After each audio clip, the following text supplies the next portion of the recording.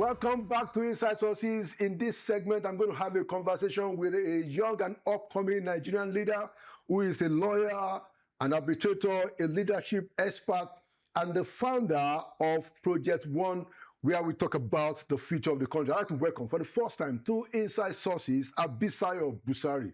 You're welcome to Inside Sources. Thank you so much for having me. And it's always a privilege talking about Nigeria. And absolutely. And that's why we're here.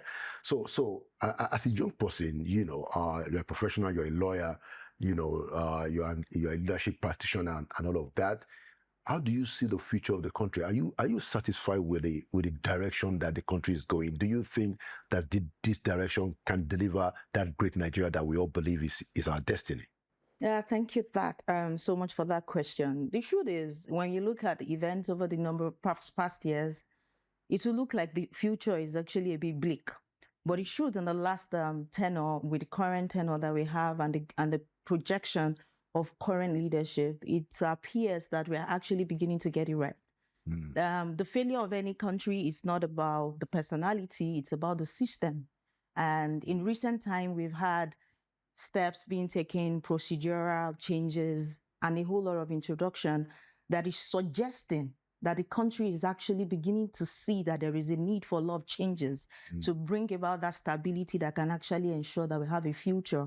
And so to that extent, we would say, yes, we seem to be on the right path. Continuity will be a question. Sustainability will be another question. The readiness of the people is also another thing we need to consider. But then, in the big picture, Nigeria definitely is set to be a great nation, and we have the capacity. We just need to build on systems. So it seems that you are prioritizing the building of systems as that will be your main. Absolutely. Okay, so how do you do that? How do we do that? Because it will take people to build systems. Absolutely. So when we talk about system, we're talking about what makes a country work. Because over the years, what we've seen in Nigeria is we've had more of personality. One good person come into a particular position, either at the state level or at the federal level, at a department level, and then you see changes. But when you don't have a system that sustains, individuals that are strong and committed to advancing the country would leave power. And when they do leave, if another person comes in and the structure is not there to promote the sustaining the system in the nation, you would have fallout. Then you have us going around in circles. Considering Nigeria, that's one of the things we've had. We've gone around more in circles. And in circles, we have political issues, we have religious issues. We keep fighting all those things and leaving the country as a whole at the background. So how are we going to break free of that, cycle? What has to happen beyond, or put differently, do you think that something has to change in our political system? I definitely, and this is not just coming from an opinion. These are samples and examples and results of researches that we've carried out, and we also observe other countries develop over the years. We realize that no country actually comes born. Every country had to go through the different processes to arrive at where they are. Nigeria is not going to be an exception.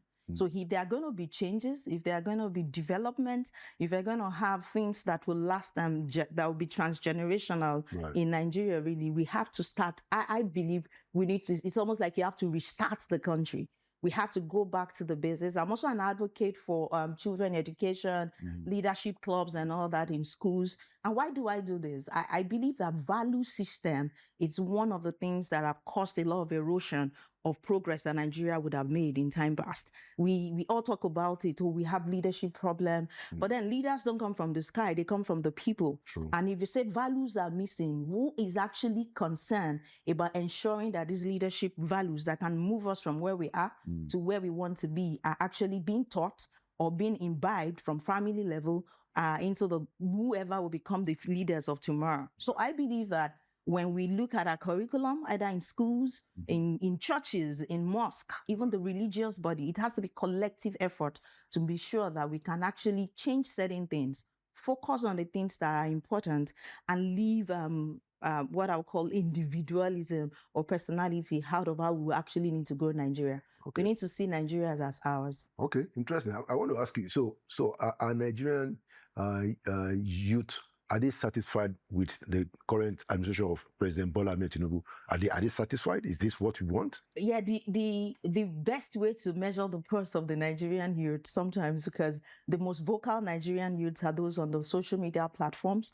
And if you weigh that, you have a lot of criticism coming from different quarters. And these are not coming majorly because of the individual. It's the economic realities, the pains of the people. And this is born out of a lot of changes happening at once. I always say the problems of Nigeria did not start with the current administration. Most of these things have been revolving, and that's why the issue of system is important. One person might have the good intention, because vision alone do not build a country.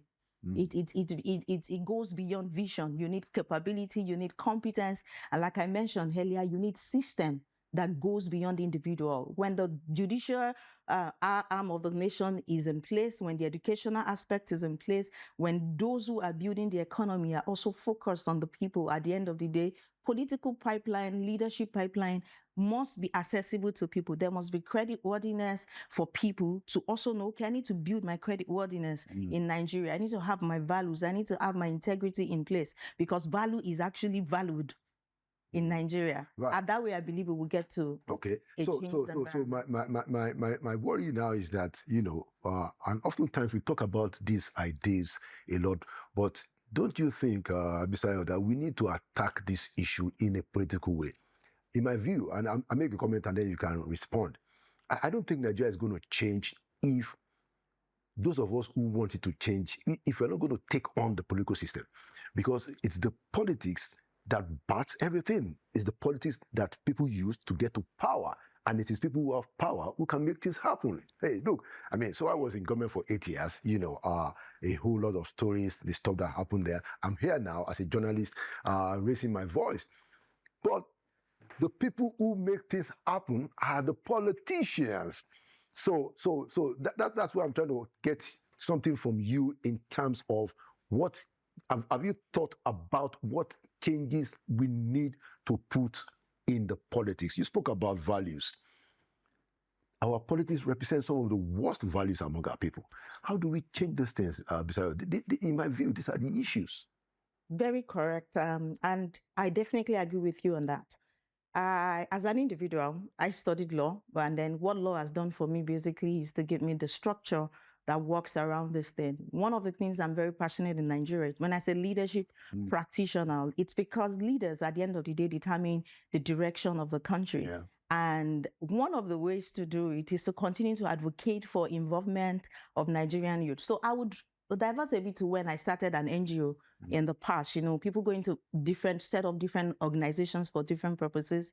But when I set up an organization and I said my core value is political education for the Nigerians, starting from the cradle, we believe that these things are things that people over the years do not understand. So, for example, you will say, I don't care about election. That's you have apathy from the people, because even if I vote, it will not count. But then it's misunderstanding of the fact that it counts. Either you vote or do not count. Both of them have effect at the end of the day. I tell you, you can go to school, you can focus on your other activities. At the end of the day, those who take the decision at the end of affairs, it will trickle down and affect you. So readiness of the people, mindset of the people, working with national orientation agencies. Right now we have in Abuja, and then moving into other states of Nigeria, leadership clubs, where right from the secondary school level, we're training Nigerian youth, because they're not what is going to hand power over to you. They now know that by the time you are 18 years old, you have to have your voter's card, because it matters. Civic responsibility. So we're huge on this. The media too has a role to play to educate Nigerians, for them to understand what it means to be a citizen. Active participation of citizens is very important. If you look at Nigeria, voting age, we have people who registered in the last election were over 90 million. If you look at the total number of people who voted at the end of the day, it's not up to half of those who register. So it shows that, where we've moved, because the previous election, we didn't have that number. So the awareness is there. I just believe that civic society, organizations, every meaningful Nigeria that actually want progress, mothers, fathers, schools, and every avenue that we have, we need to let Nigerians know that politics is very important. It's the fabric upon which the society eventually will develop. True, very, very true. And I cannot agree with you more. But last question,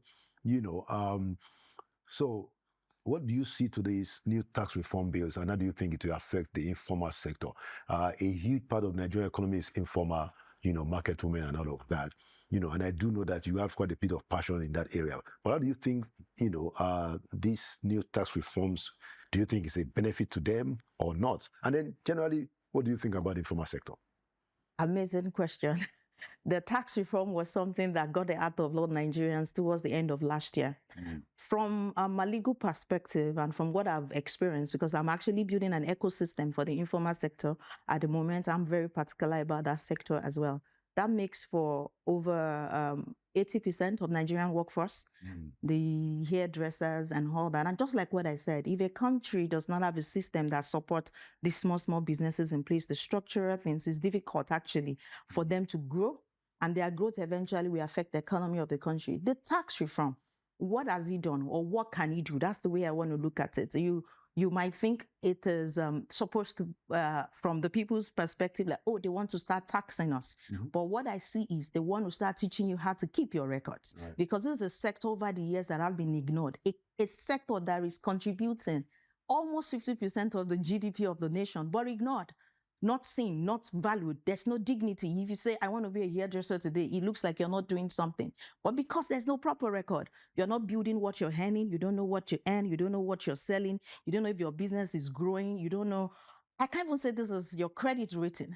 I mentioned credit worthiness earlier on. And if we build this system, if we build accountability, even in our small businesses, that makes the fabric of this economy of our country, we would realize that Nigerians would actually thrive. Because a business or market woman can now look at a book and say, oh, actually this month, this is how much I made. This is my loss. This is where I probably have one or two things. So I'm big as well on financial literacy. We've put out some free books in recent times out to market women. We're putting a cluster we go to markets to educate them. We are talking of Project One? Yeah, my organization, which is a non-for-profit. What we do is educate them on how to keep their record.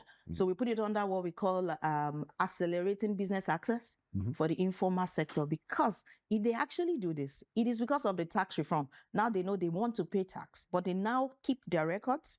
With their records, you can actually have access to more capital. With more capital, you can build your businesses. And it's not just building your businesses, you can now hand over businesses to your children. Experiences, not to say too much about it, but when you go to countries like Japan, we recently were there, and that's myself and some group of my friends, and we're studying businesses from University of Cambridge. And what you will find in Japan is all these small shops. And you would ask them, oh, when was this business started? They will mention 980 years ago, 47 years ago, over 100 years ago. The businesses have been passed down. And the reason why they could pass it down is because there's a system in place, there's a structure in place. So I believe the tax reform eventually would lead Nigerians to that place where we would want to be. Interesting. So, so what program did you study in Cambridge again?